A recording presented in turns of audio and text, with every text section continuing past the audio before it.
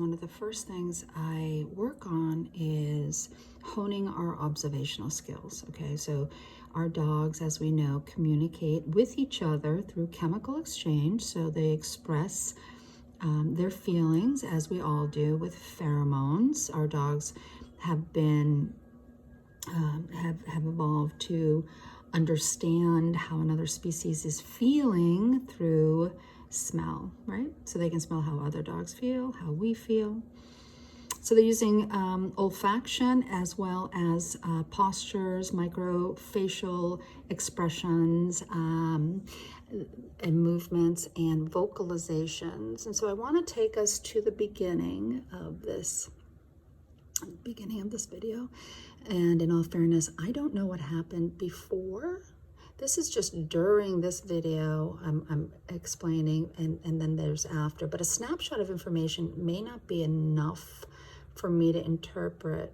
Okay, but here what I can say objectively is I see a larger dog, the older dog, 3-year-old, a tail high tail, higher ear carriage, turns to look at the puppy behind. Now the tail carriage tells me that the dog is A, confident, and B, highly aroused, right? So arousal is just an expression that we use. That means the dog may be distressed or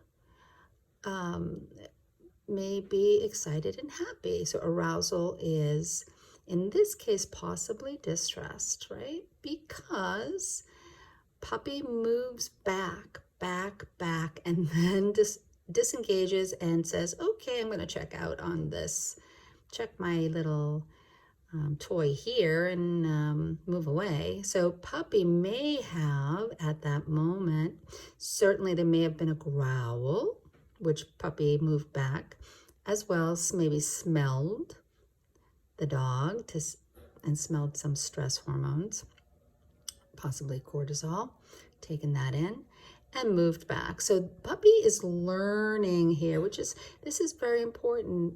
Puppy is learning some social skills, and puppy made the right decision, moves away.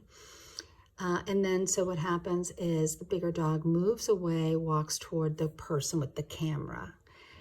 Now, at that point, I would have picked up puppy or put up a baby gate to separate the two dogs.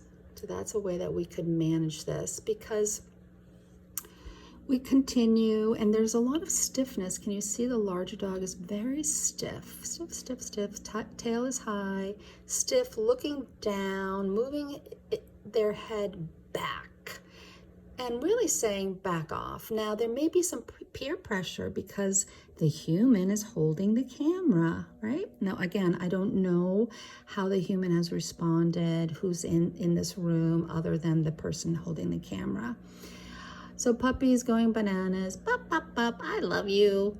I love you. Just want to say hi. Oh my, oh. And so there's a play bow. We call it a play bow, but it's really just a bow because the dog is prepared to spring away or toward. Okay, spring away or toward. Don't know how you're going to respond to me, big dog, but I'm wanting to say hi. Right, so big dog moves away. Okay, they walk together, and then puppy again redirects, which is a great. And then see, we've got the bigger dog looks at the camera person, checks in, a check-in. That's great. Hey, I might need your help. That's what this dog is saying. Hey, I might need your help. I'm not feeling too comfortable. Tail goes down. Tail goes down. See, now I don't know what the person is saying, but that tail down is a response to something, and there was a little low tail wag in response to the human. Okay, but there was a check-in. And puppy looks up. Oh, there's a tail moving. Puppy said, puppy wants to just play, and that's normal, right?